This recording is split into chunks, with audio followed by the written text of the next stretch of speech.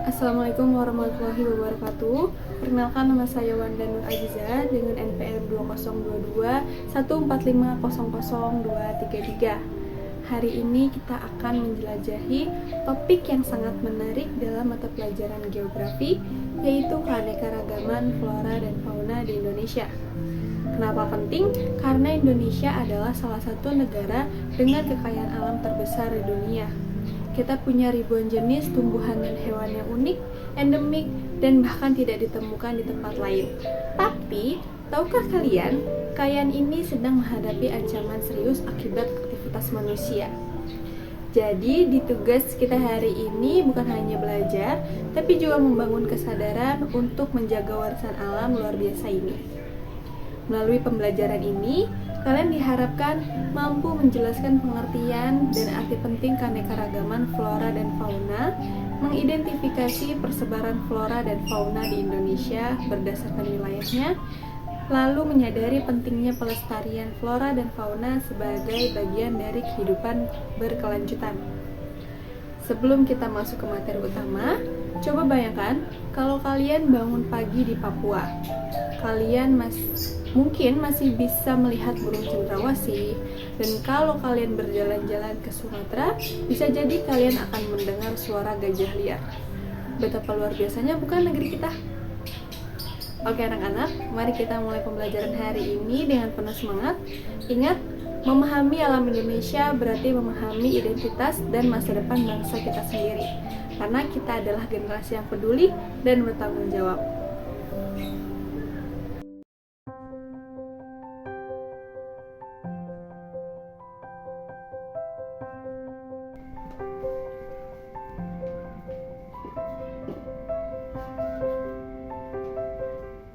Selamat pagi semuanya.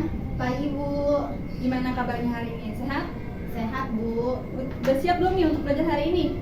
Siap Bu. Loh, Selfie, teman kamu kemana ya? Lagi ke toilet Bu.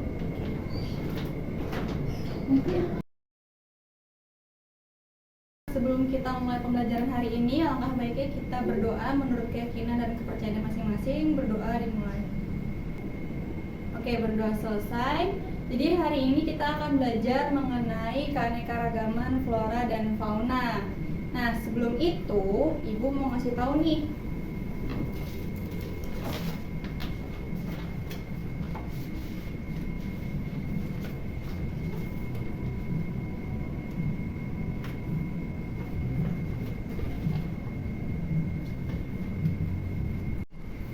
Nah, dari ketiga hewan ini nih, mana sih hewan endemiknya dari Kalimantan?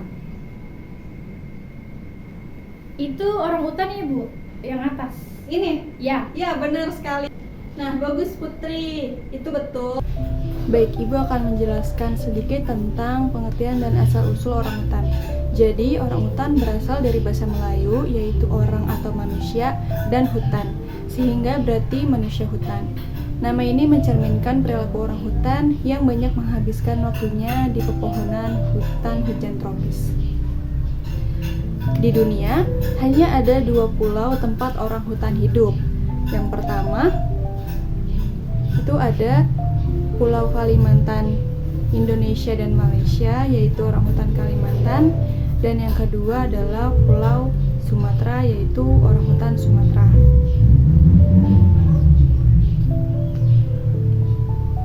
Orang hutan Kalimantan adalah hewan endemik yang artinya hanya ditemukan secara alami di Kalimantan dan tidak ada di wilayah lain. Nah, untuk ciri-ciri fisiknya itu berambut panjang berwarna coklat kemerahan, lalu lengannya panjang melebihi panjang tubuh, cocok untuk bergelantungan. Lalu selanjutnya wajahnya lebar dengan pipi menonjol pada jantan dewasa. Tubuhnya besar dan beratnya bisa mencapai 80-100 kg untuk yang spesies jantannya. Memiliki kecerdasan tinggi dan mampu menggunakan alat sederhana. Nah, untuk habitat dan pola hidupnya, hidup di hutan hujan tropis dataran rendah dan rawa-rawa di Kalimantan, bersifat arboreal atau lebih banyak hidup di pohon. Orang hutan adalah hewan soliter atau lebih sering hidup sendiri, bukan berkelompok. Makanannya berupa buah-buahan, daun, kulit kayu, serangga, dan madu. Selanjutnya ada ancaman dan status konservasi orangutan. Nah, orangutan Kalimantan masuk dalam daftar terancam punah. Ancaman utamanya yaitu yang pertama, deforestasi akibat pembukaan lahan untuk perkebunan sawit dan tambang. Yang kedua, pemburuan liar dan perdagangan satwa ilegal. Selanjutnya ada kebakaran hutan yang merusak habitatnya. Selanjutnya adalah upaya untuk pelestarian orangutan. Bisa dilakukan dengan beberapa langkah, diantaranya yaitu menetapkan kawasan konservasi seperti Taman Nasional Tanjung Puting, yaitu ada di Kalimantan Tengah. Lalu ada penegakan hukum terhadap perusakan hutan dan pemburuan liar. Lalu ada rehabilitasi orangutan di pusat-pusat seperti BOSF atau Borneo Orangutan Survival Foundation. Lalu ada edukasi masyarakat dan pelajar agar peduli terhadap hewan endemik. Jadi untuk kesimpulannya adalah orangutan bukan hanya aset Indonesia, tetapi juga warisan dunia. Sebagai generasi muda, kita punya tanggung jawab untuk menjaga kelestariannya agar tidak punah. Jadi ingatlah, tanpa hutan tidak ada rumah bagi orangutan. Jadi kita akan melanjutkan ke kegiatan utama kita. Nah, sebelum itu nih, Ibu mau tanya sama kalian. Menurut kamu, kenapa harimau hanya ada di Sumatera bukan di Bali? Mungkin hutan Sumatera itu lebih luas dan cocok juga Bu untuk tempat tinggal harimau. Nah, tepat sekali. Dan untuk Selvi nih, bagaimana menurut kamu kalau hutan Papua dibuka untuk tambang? Mungkin burung cendrawasih bisa punah, Bu. Nah, dari kalian berdua nih, kita belajar bahwa hewan dan tumbuhan endemik Indonesia sangat rentan punah. Kalau kita tidak menjaganya dengan baik, habitat mereka akan hilang. Jadi pelestariannya itu butuh kerjasama antara masyarakat, pemerintah, dan generasi muda seperti kalian. Anak-anak, lihatlah peta Indonesia yang Ibu tampilkan ini. Indonesia terbentang dari barat ke timur, lalu dibagi menjadi 3 wilayah utama, yaitu ada wilayah Indonesia Barat, Indonesia Tengah, dan Indonesia Timur, berdasarkan letak geografis dan sebaran flora dan faunanya. Nah, setiap wilayahnya ini memiliki keanekaragaman hayati yang berbeda-beda. Selanjutnya akan menjelaskan dari ketiga bagian wilayah tersebut. Yang pertama itu ada Indonesia bagian barat. Untuk wilayah sendirinya itu ada Kalimantan dan Sumatera. Nah, untuk ciri khas lingkungannya itu, yang pertama itu ada hutan hujan tropis lebat dan curah hujan yang tinggi. Dan untuk ciri fauna khasnya itu ada harimau Sumatera dan orangutan Kalimantan. Nah, untuk si harimau Sumateranya itu adalah kucing besar endemik Sumatera yang hampir punah, dan untuk si orangutan Kalimantannya itu adalah primata cerdas yang hanya ditemukan di Kalimantan. Dan selanjutnya untuk si flora khasnya itu ada bunga Rafflesia arnoldii, yaitu bunga terbesar di dunia yang hanya tumbuh di hutan Sumatera. Baik, Ibu akan sedikit menjelaskan. Jadi untuk harimau Sumatera adalah subspesies harimau terakhir yang masih hidup di Indonesia setelah harimau Jawa dan harimau Bali dinyatakan punah. Harimau ini hanya dapat ditemukan secara alami di hutan-hutan Pulau Sumatera, menjadikannya hewan endemik sekaligus predator puncak di ekosistemnya. Dan untuk ciri-ciri fisiknya, yaitu ukurannya lebih kecil dibandingkan harimau Asia lainnya, sebagai adaptasi terhadap hutan tropis yang lebat, memiliki garis-garis loreng yang lebih rapat dan tipis dan membantu dalam kamuflase. Lalu, warna bulunya cenderung lebih gelap dengan nuansa oranye kecoklatan. Jantan bisa mencapai panjang 2,5 meter dan beratnya sekitar 100-140 kg. Dan untuk habitat dan peran ekologisnya, hidup di hutan hujan tropis, rawa, hingga hutan pegunungan. Berperan penting dalam menjaga keseimbangan populasi hewan herbivora di alam. Harimau adalah indikator kesehatan ekosistem karena hanya bisa bertahan di lingkungan yang utuh. Dan untuk status konservasi dinyatakan kritis oleh IUNC.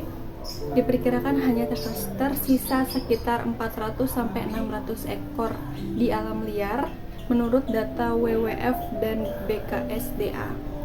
Dan untuk ancaman utamanya yaitu pemburuan liar untuk diambil kulit, taring, dan organ tubuhnya, kerusakan habitat akibat pembakaran liar, kebakaran hutan, dan ekspansi lahan sawit.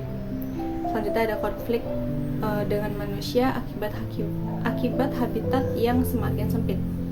Dan untuk upaya pelestariannya, program konservasi di Taman Nasional Bukit Barisan Selatan, Gunung Leser, dan Tesolino, edukasi masyarakat sekitar hutan, penegakan hukum terhadap pemburuan dan perdagangan ilegal. Selanjutnya ada bunga Rafflesia arnoldi, yaitu bunga Padma raksasa. Jadi bunga Rafflesia arnoldi itu adalah bunga dengan ukuran terbesar di dunia, tumbuh di hutan hujan tropis Sumatera, khususnya di wilayah Bengkulu dan sekitarnya. Bunga ini termasuk dalam tumbuhan parasit karena tidak memiliki daun, batang, atau akar sejati. Untuk ciri-ciri uniknya, yaitu berdiameter bunga bisa mencapai 100 cm dan beratnya bisa mencapai 10-11 kg. Warnanya merah kecoklatan dengan bintik putih, mengeluarkan bau busuk seperti bangkai, berfungsi untuk menarik serangga penyerbuk seperti lalat. Bunga ini hanya mekar selama 3-5 hari, kemudian layu dan membusuk. Untuk siklus hidup dan habitatnya, hidup sebagai parasit pada akar tumbuhan inang, terutama genus Tetrastigma atau keluarga anggur-angguran, tersembunyi di dalam jaringan inang selama berbulan-bulan, baru kemudian muncul sebagai kuncup yang tumbuh menjadi bunga besar. Untuk status konservasinya dinyatakan sebagai tumbuhan langka dan dilindungi, sulit dibudidayakan karena ketergantungan pada tumbuhan inang dan kondisi hutan alami. Ancaman terbesarnya adalah kerusakan habitat hujan tropis dan kurangnya kesadaran masyarakat. Dan untuk upaya pelestariannya, kawasan konservasi seperti Taman Nasional Kerinci Seblat, penelitian dan edukasi di sekolah dan kampus, dan pelibatan masyarakat dalam ekowisata yang ramah lingkungan. Nah, selanjutnya itu yang kedua ada Indonesia bagian tengah. Nah, untuk wilayah sendiri itu ada Sulawesi, Bali, dan Nusa Tenggara. Dan untuk ciri lingkungannya itu adalah daerah peralihan flora fauna Asia dan Australia. Untuk ciri khas floranya sendiri itu ada bunga adelis, yaitu bunga armadi yang hanya tumbuh di dataran tinggi seperti Bali dan Nusa Tenggara Barat. Dan untuk faunanya sendiri itu ada hewan anoa. Kalian tahu nggak sih hewan anoa itu apa? Aku kurang tahu Bu, itu hewan apa sih? Nah, untuk anoa sendiri itu adalah kerbau kerdil, hewan endemiknya Sulawesi. Nah, dia ini berbentuk seperti rusa tapi dia bertanduk. Baik, Ibu akan sedikit menjelaskan. Anoa itu adalah hewan endemik Sulawesi yang termasuk dalam keluarga kerbau atau Bovidae. Namun berukuran kecil sehingga sering disebut kerbau kerdil. Terdapat dua jenis utama anoa, yaitu anoa pegunungan dan anoa dataran rendah. Keduanya hanya ditemukan secara alami di Pulau Sulawesi dan sekitarnya, menjadikan anoa salah satu fauna khas kawasan dari Wallacea. Untuk ciri-ciri fisiknya, hidup tinggi sekitar 60-100 cm dengan berat 150-300 kg. Warna tubuh gelap kehitaman, berbulu pendek, memiliki sepasang tanduk pendek yang runcing, baik jantan maupun betina. Wajah mirip sapi, namun tubuh lebih pendek dan ramping. Dan untuk habitat dan perilakunya, hidup di hutan hujan tropis, hutan pegunungan, dan rawa berhutan. Pemalu dan soliter biasanya hanya terlihat sendirian atau berpasangan. Aktif pada pagi hari dan sore hari. Pemakan tumbuhan atau herbivora seperti rumput, daun, dan tanaman hutan bawah. Dan untuk status konservasinya itu adalah kritis menurut IUNC. Diperkirakan populasi anoa tersisa hanya beberapa ribu ekor di alam liar. Dan untuk ancaman utamanya itu adalah pemburuan liar untuk daging dan tanduk, hilangnya habitat akibat pembalakan liar, dan konservasi hutan menjadi kebun sawit dan pemukiman. Serta untuk upaya pelestariannya, perlindungan di Taman Nasional Lorelindo dan Taman Nasional Bogani Huani Wartabone, edukasi masyarakat lokal agar tidak memburu anoa, serta penelitian dan konservasi di penangkaran. Selanjutnya itu ada bunga Edelweiss. Bunga Edelweiss adalah bunga liar pegunungan yang dikenal sebagai bunga abadi karena dapat bertahan lama setelah dipetik tanpa layu. Bunga ini menjadi simbol keabadian cinta dan keteguhan hati, serta banyak tumbuh di kawasan pegunungan Indonesia bagian tengah dan timur, terutama di Gunung Rinjani, Nusa Tenggara Barat, Gunung Tambora, Nusa Tenggara Barat, Gunung Semeru, dan Bromo di Jawa Timur. Untuk ciri-ciri botaninya termasuk keluarga Asteraceae atau satu famili dengan bunga matahari dan dandelion. Tumbuh berupa semak kecil dengan tinggi sekitar 30-80 cm dan bisa mencapai 1,5 meter. Memiliki daun kecil berbulu halus berwarna hijau keperakan. Bunganya kecil berwarna putih kekuningan, berkumpul dalam satu tangkai. Dikenal sebagai tanaman pionir yang mampu tumbuh di tanah tandus dan berbatu.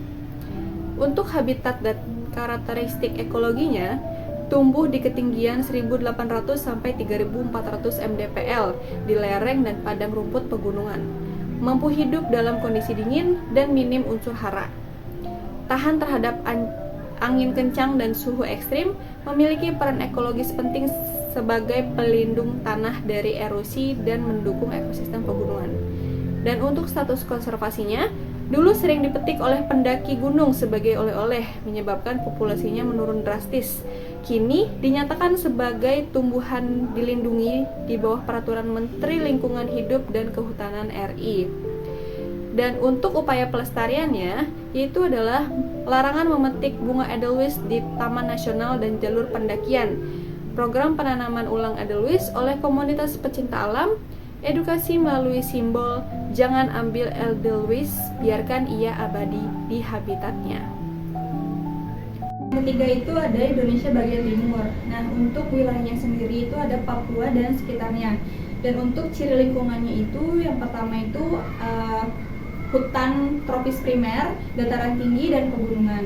Dan untuk flora khasnya itu ada anggrek hitam, yaitu tumbuhan langka dan eksotik yang tumbuh di Papua dan Kalimantan. Dan untuk faunanya tersendiri itu ada burung cendrawasih, atau nama lainnya itu adalah burung surga, bersayap warna-warni dan menari saat kawin. Untuk cendrawasih adalah burung eksotik yang dijuluki sebagai burung surga atau bird of paradise karena keindahan bulunya yang mencolok dan tarian kawinnya yang memukau.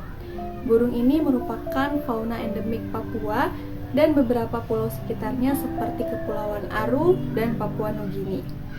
Terdapat sekitar 30-an spesies cendrawasih dan lebih dari 20 spesies hanya ditemukan di Papua, menjadikannya salah satu ikon kekayaan hayati Indonesia bagian timur.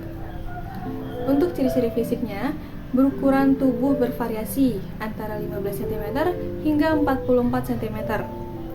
Untuk bulu jantan sangat mencolok, berwarna cerah seperti merah, kuning, biru, hijau, metalik. Memiliki ekor dan hias bulu panjang yang digunakan untuk menari saat musim kawin, dan betina cenderung lebih kecil, berwarna coklat atau abu-abu kehitaman sebagai kamuflase. Selanjutnya ada perilaku dan habitatnya. Hidup di hutan hujan tropis di dataran rendah hingga pegunungan Papua. Aktif di pagi dan sore hari, terkenal karena tarian kawin jantan yang rumit dan indah untuk menarik betina.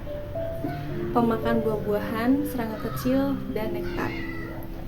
Untuk status konservasinya, beberapa spesies terancam karena yang pertama itu pemburuan liar untuk diambil bulunya sebagai hiasan adat atau souvenir.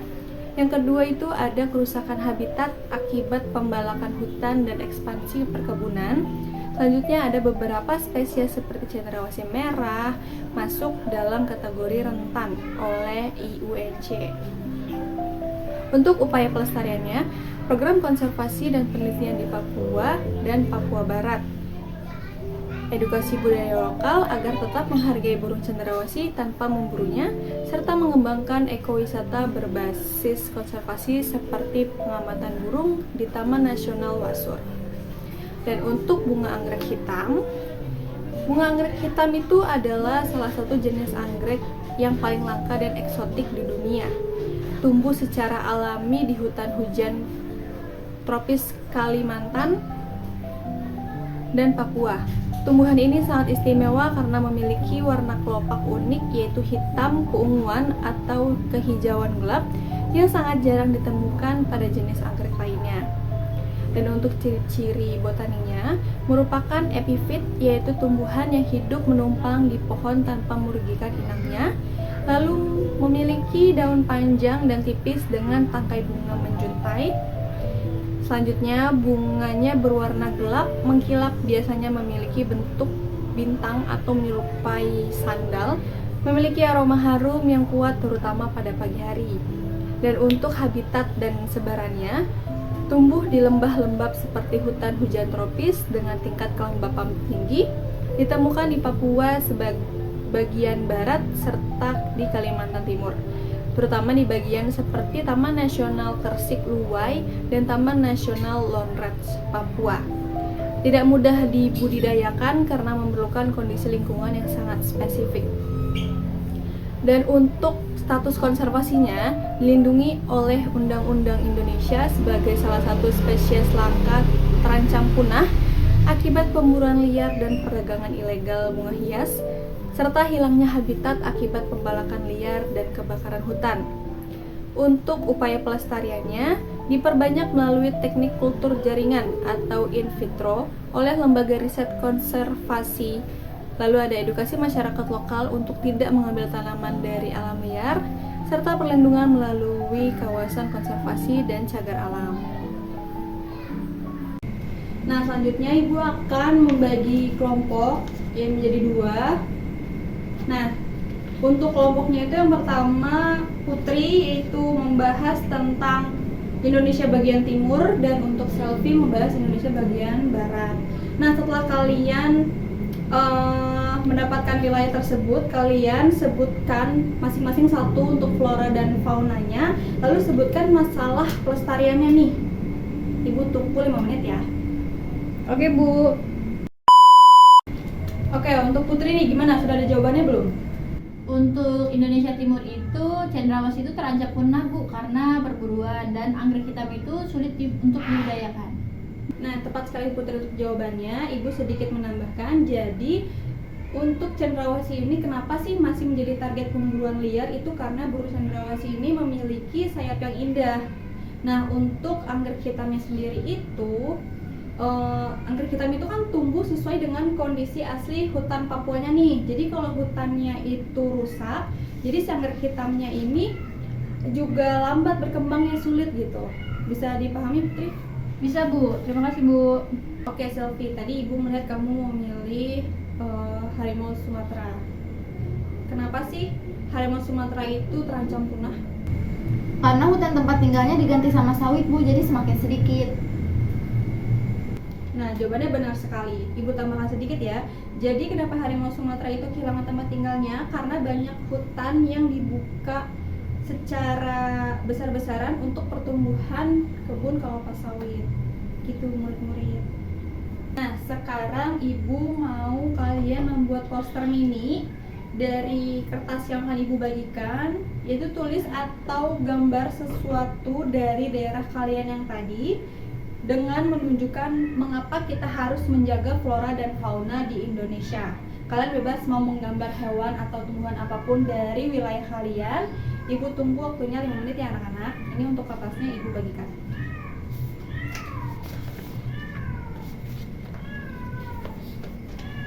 Selamat mengerjakan anak-anak.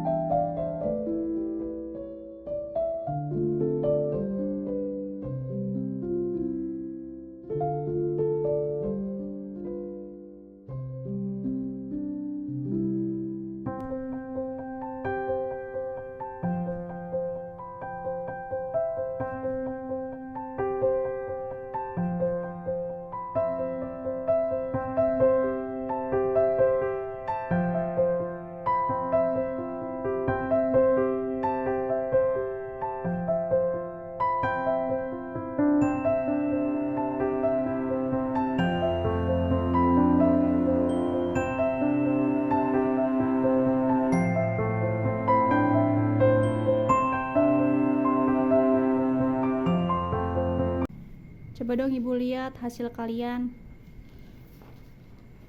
Wih, bagusnya. Nah, jadi gimana nih murid-murid? Udah selesai belum membuat poster mininya? Sudah Bu.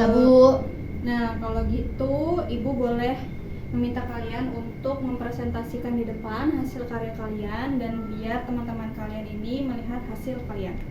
Bisa? Bisa Bu. Saya Putri, di sini saya akan menjelaskan poster yang saya buat, yaitu di sini ada gambar burung cendrawasih yang terbang di antara pepohonan dengan pesan lindungi aku. Dari makna poster ini, gambar burung cendrawasih adalah keindahan alam Papua yang jika terus diburu hutannya itu akan hilang dan keindahan alamnya pun juga akan hilang. Wah, bagus sekali Putri gambarmu. Gambarmu menunjukkan pesan yang sangat kuat, yaitu kata lindungi aku itu mewakili suara burung yang tidak bisa berbicara, tapi kita bisa jadi penjaganya. Terima kasih Putri. Terima kasih juga Bu. Tepuk tangan, yeay! Baik, menanggapi cendrawasih yang terancam punah terhadap pemburuan liar. Jadi, pemburuan liar dan rusaknya habitat alami dan adalah tantangan utama dari pelestarian satwa Papua. Nah, upaya pelestarian cendrawasih masih bisa melalui penegakan hukum dan kawasan konservasi. Terus, anggrek hitam dilindungi dan mulai dikembangkan melalui teknik kultur jaringan. Yang menjelaskan poster yang saya buat yaitu di tengah-tengah tulisan yaitu hutan untuk harimau yang dikelilingi gambar pohon, jejak harimau dan dilarang menebang. Yaitu makna posternya harimau Sumatera butuh hutan untuk bertahan hidup. Jika hutannya ditebang, mereka akan punah. Terima kasih. Wah, keren sekali Selfie. Kamu memilih kata-kata yang kuat dan singkat. Kalimat ini bisa jadi slogan pelestarian harimau. Bagus ya anak-anak. Jadi kita bisa menyalurkan ide lewat gambar dan kata-kata. Terima kasih Selfie. Dengan jawabannya Selfie, jadi konflik antar manusia dan harimau pun meningkat karena harimau masuk ke pemukiman warga. Nah, sebagai solusinya bisa dengan membuat koridor satwa liar dan menegakkan kawasan lindung. Oke anak-anak, jadi hari ini kita belajar bahwa Indonesia itu luar biasa akan flora dan faunanya. Tetapi kalau kita nggak peduli dan nggak bisa menjaga kekayaannya, itu akan hilang. Sebagai contoh kecilnya saja, hutan yang ditebang bisa menyebabkan harimau kehilangan rumahnya, dan burung-burung seperti cendrawasih pun bisa punah karena pemburuan. Nah, siapa yang sekarang bisa menjelaskan apa yang dimaksud dengan hewan endemik? Yang bisa angkat tangannya. Saya Bu, Ya Putri, apa jawabannya? hewan endemik itu hewan khas daerah tertentu kan Bu? Ya, benar sekali. Jadi hewan endemik itu adalah hewan yang ditemukan hanya di satu wilayah tertentu saja dan tidak ada di wilayah lain. Itu ya Putri, bisa dimengerti? Bisa dipahami Bu, terima kasih. Sama. Dari sekian pembahasan yang Ibu paparkan kepada kalian nih, kira-kira apa yang dapat kalian simpulkan atau apa yang dapat kalian ambil dari pembelajaran kita hari ini yang menyentuh hati kalian dan membuat kalian berpikir? Saya Bu. Iya, Kalau Putri. untuk saya tuh pengen ikut melestarikan budidaya burung cendrawasih sih Bu. Kalau Lanjut. saya baru tahu pentingnya menjaga hutan Bu. Biasa, begitulah harapan Ibu. Jadi kalian tumbuh menjadi generasi yang mencintai alam dan menjaga alam supaya alam tersebut tetap lestari, supaya anak cucu kita nanti bisa tetap melihatnya, gitu ya. Oke, murid-murid, sebelum kita mengakhiri pembelajaran hari ini, Ibu mengucapkan terima kasih atas semangat dan partisipasinya. Sebelum kita akhiri, mari kita berdoa agar apa yang kita pelajari hari ini menjadi ilmu yang bermanfaat. Berdoa menurut kepercayaan dan keyakinan masing-masing. Berdoa dimulai. Berdoa selesai. Oke, sampai jumpa di pertemuan berikutnya. Tetap semangat dan jangan lupa bahwa Indonesia butuh penjaga alam masa depan seperti kalian.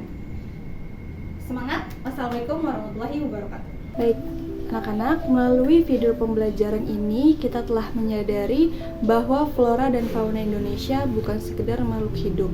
Mereka adalah bagian dari identitas, kekayaan, dan warisan alam bangsa kita yang tidak ternilai. Setiap helai daun, setiap jejak harimau, dan setiap nyanyian burung cendrawasih mengingatkan kita bahwa alam ini hidup dan kita adalah penjaganya. Jadi, jangan tunggu hingga mereka hanya tinggal nama di buku sejarah. Kepedulian tidak harus dimulai dari hal besar, cukup dari kesadaran dan tindakan kecil, dan dari hati yang ingin menjaga. Mari kita mulai dari hari ini, dari diri sendiri untuk mencintai dan melindungi lingkungan. Karena sejatinya, masa depan bumi, keberlangsungan makhluk hidup, dan kelestarian alam Nusantara berada di tangan kita